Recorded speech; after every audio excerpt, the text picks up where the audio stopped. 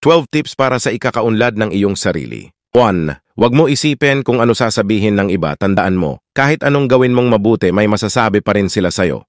2. Huwag mong i-focus ang sarili mo sa ibang tao, i-focus mo lagi ang sarili mo sa ikauunlad ng buhay mo kay Lord at sa pamilya mo.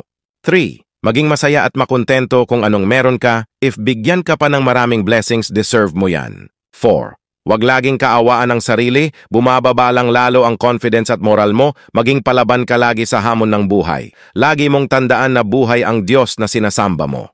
5. Umiwas ka sa mga negative at toxic na tao, itong mga klaseng tao na ito ang hihila sa iyo pababa.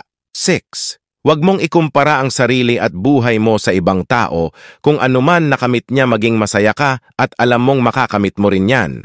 7. Magbigay ka ng time sa sarili mo, need mo din mag-enjoy paminsan-minsan para ma-refresh ang isip mo.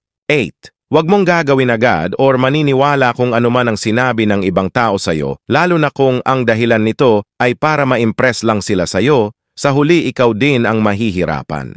9. Gawin mo kung anong gusto mo at magpapasaya sa'yo, huwag mong intindihin kung anong sasabihin nila, basta't wala kang inaargabyadong tao. 10. Iwasan mo ang inggit at insecurity, maging humble ka lang lagi. 11. Mamuhay base sa estado ng iyong buhay, huwag mong ipilit kung hindi pa kayang bilhin o anuman, huwag ka magpabaon sa utang para lang magpa-impress sa ibang tao. 12.